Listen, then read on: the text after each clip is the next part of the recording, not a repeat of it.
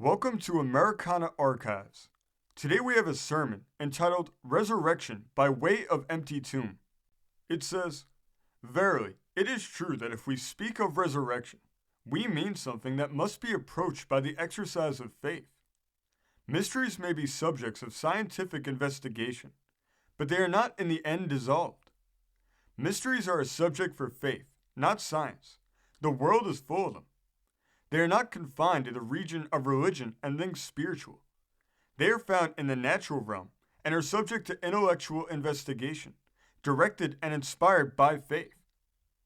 The mystery of the resurrection of Jesus Christ is not something unique in that it stands alone and unapproachable. It is one of the great mysteries which continue to baffle the investigating faculties of human intelligence. Now, the greatest mystery about the Christian belief in the resurrection of Jesus Christ is not the resurrection itself, but the persistent survival of the faith in it of succeeding generations. An investigator may dispose of the story of the resurrection by declaring that it is unscientific and therefore incredible, but this does not dispose of the mystery. At the first, it was simple and could be dealt with by consideration of the witness of the disciples to an empty tomb. However, as time passed, the resurrection mystery became more and more complex. Mary saw him in the garden. Others numbering many score beheld him. Saul of Tarshish met him as one born out of due season. Then from that day to this, through every generation, there has been manifest in the Christian consciousness an indestructible faith that Jesus Christ arose from the dead, and by many manifestations confirms and continues to confirm faith in him as the living Christ.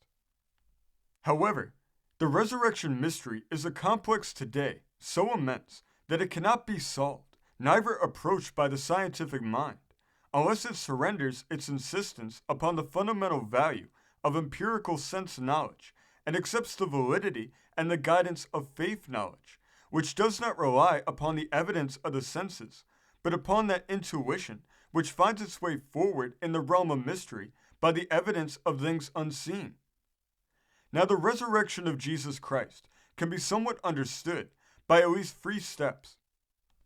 First, the resurrection through an empty tomb. In accepting faith in the resurrection of Jesus Christ, one must go farther than the evidence of an empty tomb. This is mentioned only once in the Gospel. It is not mentioned at all by St. Paul in his argument for the credibility of the resurrection. Its evidence has involvements which can never be cleared up, neither carried into the realms of rationality. The mystery of the resurrection is not to be understood if one thinks of it only in the realm of physiology. It cannot be satisfactorily explained by the acceptance of the simple incident claimed to have occurred at Joseph's tomb. If the evidence went no farther than that, it would be far from adequate. Its mystery sought on that line would continue to increase and to elude. The empty tomb evidence depends upon empirical sense knowledge, which may easily be pushed into the field of legend and illusion. The only defense against such an eventuality is for the evidence to be pushed farther, even to this. If Jesus rose and left an empty tomb, the warrant for the same must not be confined to that incident, but must be supported by further proof that he is spiritually alive and is within the realm of life, able to make himself known. Second, the resurrection must be supported by evidence found back of the empty tomb. The real mystery of the resurrection was not the absence of the body from the tomb. That is found in his appearance to his disciples in recognizable form, producing experiences in their minds and hearts, which created a type of empirical sense knowledge that in turn produced a powerful effect upon their lives and that resisted all attack upon the validity of its reality. Back of the empty tomb is the experience that the risen Lord produced in his disciples. All readily accepted the faith that he was alive forevermore.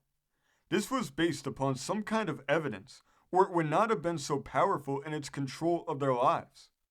How did the disciples escape from the effect of a dead Christ, which was in accord with history and experience? After their escape, where did they get their interpretation of how a living Christ would look and what he would do? Where did they get the moral courage to go forth preaching that Jesus had risen from the dead? Where did they obtain the power to convince those who heard them that they were right? Was there something in the human heart, some faculty in the human mind, that would accredit their witness as altogether probable and even confirm it as something absolutely trustworthy in the realm of reality? All these questions carry the mystery of the empty tomb back into the realm of mystical experiences. Faith in an empty tomb creates a resurrection experience in those who accept it. What is that experience? Third, the resurrection must be supported by evidence found above the empty tomb. The claim of the early apostles was every man can know for himself. You need not depend upon our witness. They taught that by a first-hand spiritual experience, every man, any man, could be convinced that they followed a living Christ. Above the empty tomb, with its physiological evidence, back of the historic witness of the apostles with its psychological evidence, stands this age-long, this self-perpetuating experimental formula for the solution of the resurrection mystery, namely, every man may have for himself a first-hand spiritual experience of the resurrected Christ. This is remarkably confirmatory of our faith. The entire matter for us today is thrown into this field of experience. The mystery of the resurrection always remains even after we accept and experience the presence and power of the living Christ in our lives. The resurrection of Jesus Christ, at the last analysis, is spiritually discerned. What then shall be our conclusion? Only on the basis of a personal religious experience of and from the Holy Spirit is there any possibility of obtaining a real and genuine historical knowledge of the fact and the significance of the resurrection of Jesus Christ. If we stop at the empty tomb, we wait for material evidence. If we push back to the witness of the disciples, we find nothing more than the testimony of faith. If we push back and above, we find the confirmatory evidence of first-hand personal experience that God have raised him from the dead. This sermon came from the great state of Ohio, being reported in the Western Christian Advocate of April 7th, 1927. Thank you for joining us today. If you want to continue to uncover all of America's lost and forgotten history, then remember before you leave to hit the subscribe button, hit the notification bell, and remember to like and comment below. We hope that all of you and your families have a great and a blessed Easter, and we will see you next time on Americana Archives.